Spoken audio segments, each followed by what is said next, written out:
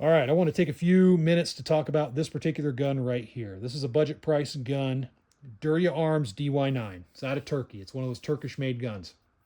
I had a chance to put a few rounds through it, and I want to give my thoughts on it and why I think it's an awesome gun for the folks out there looking for basic self defense firearms. There's a lot of expensive guns out there, but most of us, me included, we have limited budgets. We're blue collar. We can't really afford the super fancy crap out there. That's where guns like this come in. So Derya Arms DY9, I've talked about this gun before. It's a basic gun. It's kind of a Glock clone. It's not a 100% Glock clone, but you can see that its inspiration is from Glock. They took a little bit of liberties, a little bit of different designs you can see in the extractor and just the design of the frame. They kind of made it their own, but it's based off of a Glock. So Glock 19 sized, and I put it more accurately a Glock 19X size. The reason I say 19X is because it has this magwell right here. This magwell is removable, but the magwell, you can see here's a Glock 17 standard magazine. It's a nice flush fit with this magwell. So I put it in the Glock 19X category. You can take this off if you want to run just standard Glock 19 mags, you can, and have that profile. So that's kind of a good deal there. It does have interchangeable back straps.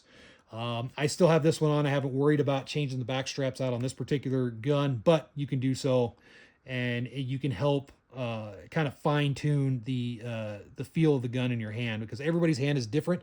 So it's nice to have those back straps, whether you're bigger, smaller sized. You can change it out, and you'll notice that once you find the right back strap, your consistency, recoil control, and all that will improve.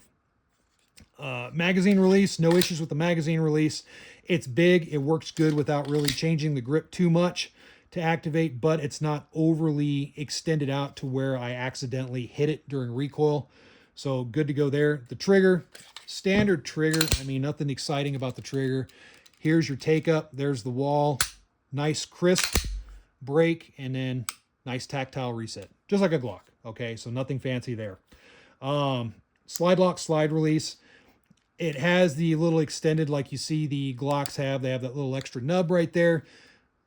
I haven't had any issues with accidentally actuating the slide lock during recoil or accidentally holding it down, preventing the gun from locking open on empty. On some different guns out there, I shoot a lot of different guns. Sometimes I notice that depending on how the slide lock, slide release is configured, I could have some issues. And that's just, it's not really the gun's fault if it does happen. It's just I shoot a lot of different guns. It's a training deal. Sometimes it's hard to adjust grip to different guns. That's one thing to note, to take note. If you shoot a lot of different guns, pay more attention to the one that you carry, and really train to the nuances of that gun. If you shoot a lot of different guns, you'll realize that sometimes you have to take a little bit extra time to readjust each gun. So spend more time on the gun that you carry. That's your priority. Just keep that in mind. Good undercut on the trigger, everything, recoil control, very well done with this gun. Very easy to manage. The index points right here with the texturing, good index point for your firing hand right here for your finger to index along the frame. Because as you know, firearm safety is the thing. If you're not actively shooting, your finger needs to be off the trigger. This gives a good index point for those that are training, so that way you can repeat it and get your finger on the frame. Same thing on this side. Good index point here for your support hand. So if you're just learning the ropes, you have some place to reference by sight and feel where you can repeat your grip every time, so that way you're consistent. Front and rear serrations, no issues there. Slide is nice and smooth, easy to rack, good to go there. The sights are mediocre. The reason I say that is because if you look at these sights, you got the bright green in the back, and then you have the red in the front. And you might be able to see on this video how the red is a little bit muted. This configuration, that's why I call it mediocre. I don't want my eyes to be drawn to the rear sights too much. I want them drawn to the front. So I think it would be better off if they black this out, just a black rear sight setup, and then throw a nice either red or orange or green fiber optic on the front. I think that would be a lot better. From what I understand from literature I've looked at on this, these aren't exactly compatible with Glock sights, but I may test that theory because I'd love to throw a different set of nights on here, a different set of sights rather on here. Not necessarily night sights, but just something different. I think that would really round out this gun. Overall, I mean, 199 bucks, man. This is cheap. 199 bucks for this gun. I've done grocery store runs that are more than 199 bucks. So you buy this. This one came with one magazine, where I got it at, and from what I've heard, in some places they come with a couple magazines. You buy something like this for 199, 200 bucks. You buy a couple extra magazines. You go out and get some ammo, and you get some good training and learn how to shoot the gun. This is an awesome street gun. Okay, what's a street gun? In law enforcement, this is referred to as a street gun. It's a good basic gun that is reliable, consistent, and will save your life on the street. It's not overly gaudy. It's not overly complicated. It's just something that works.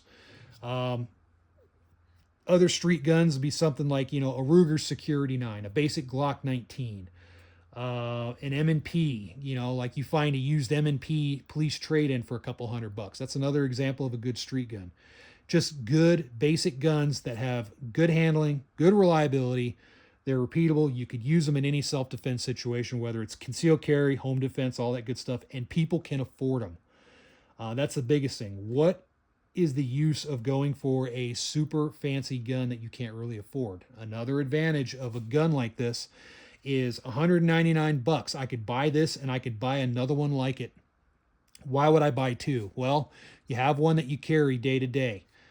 You get into a shooting or some sort of critical incident where you lose this gun in an evidence room, because that happens. If you use this gun in defense of your life, it's going to be taken as evidence, and you're not going to have it for a long time. It's good to have another gun as backup that has the same manual arms that you can carry while your primary is gone. So that actually matters. So for the price of a standard Glock, I can get a couple of these, get some mags, get some ammo, try and get some good training in, get out there, get some rounds down range. Also, along with the training ammo, get some good self-defense ammo at the same time, and I'll be good to go. I could also get a cheap enough holster. Speaking of holsters, this seems to be pretty compatible with Glock holsters, but your mileage may vary depending on what type of Glock holster you have. This is compatible, but not with everything. And from reading online, that's what I'm hearing, experiences from different folks. So just, keep that in mind. If you got a specific inside the waistband, just try it out, make sure it works. But you can go online, do some research, and you can get holsters that this will work with. Overall, man, 199 bucks. This is an awesome, awesome Turkish gun. Solid fighting gun. It's a highly recommended for me. If you see them for this price, I suggest you snag them up. In fact, this is an older model. The newer models, it might be a little bit more expensive, but they are optics ready. That's kind of the new trend now, is optics ready. So if your jam is throwing a sight on a gun, a red dot, they do have optics ready versions out there. I think that's their current model. The DY9 is an optics ready, but everything else is kind of the same. They also have different frame colors, all that good stuff. So post your comments, as always, down below on what you think of this particular gun, whether good, bad, indifferent, all that good stuff. And I hope everybody's staying safe out there. Thanks for watching.